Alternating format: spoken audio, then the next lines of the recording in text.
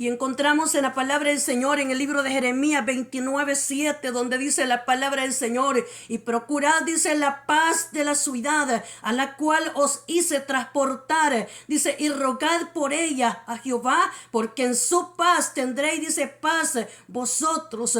O sea, dice, en su paz. ¿Por qué? Porque él sabía que estos que habían sido transportados encontrarían persecuciones, encontrarían de que estarían todo el tiempo atrás de ellos, y siquiera hubiera sido tal vez solamente gente común, ¿verdad?, que no le servía a Dios. Muchas veces los que decían conocer a Dios eran los mismos que se levantaban para querer destruir, detener lo que Dios había transportado, porque aunque habían sido transportados, era Dios el que estaba con ellos, era Dios quien había caminado con ellos, era Jehová Dios el que iba con ellos.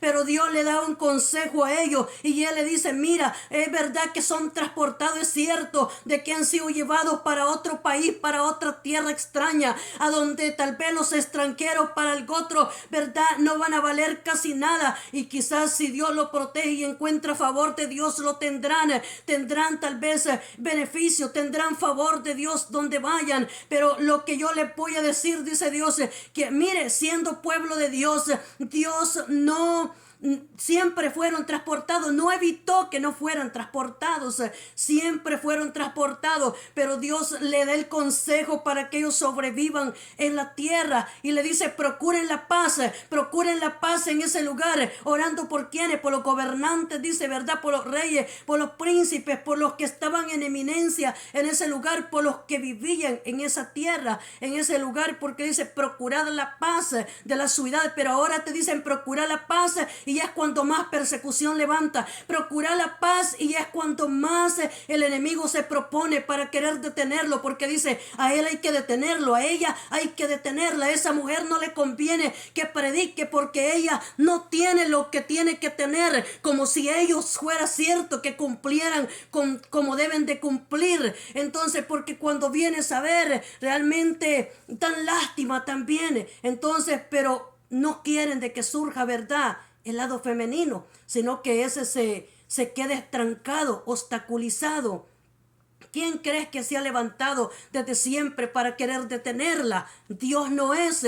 Si fuera Dios, Él hubiera dicho hace tiempo: mira, no hagas esto, no prediques, y el otro dice: detente. ¿Por qué? ¿Por qué lo vamos a detener cuando Dios ya nos ha dicho que tenemos que seguir adelante? ¿Por qué tenemos que detenernos cuando Dios ya nos ha mandado a predicar su palabra? ¿Por qué tenemos que detenernos cuando Dios nos ha establecido? ¿Por qué tenemos que detenerlo cuando Dios ya ha dicho lo que vamos a hacer? Es como que usted le diga a su hijo: ve a hacer eso, y viene y no va. Entonces, ¿por qué tenemos que detenerlo? Al menos que haya cosas que tal vez no están bien, o que no haya arreglado, o que todavía no pueda. Entonces, por alguna situación, porque tenemos que ser también, ¿verdad?, tenemos que tener un poco responsabilidad, ser responsable si algo no lo podemos hacer también. Entonces, pero ¿por qué se va a detener el que predica la palabra de Dios?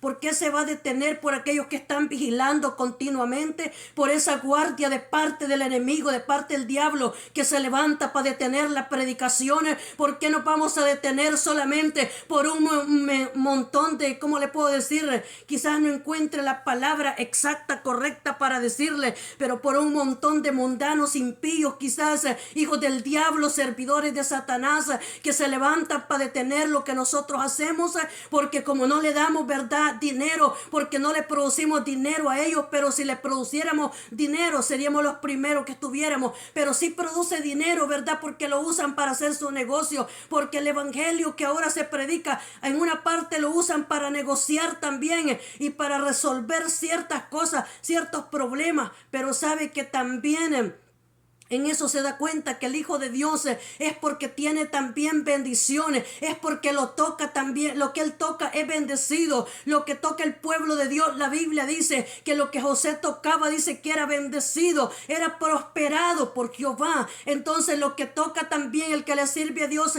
es prosperado también. Pero qué bueno que lo usara para recibir de esa prosperidad, porque tal vez nosotros no la tenemos como tiene que ser, pero otros sí pueden recibirla. Entonces, pero a través de eso usted es bendecido también. Y por eso es de que nos damos cuenta que como desde siempre la iglesia del Señor la iglesia de Jesucristo ha permanecido con serias situaciones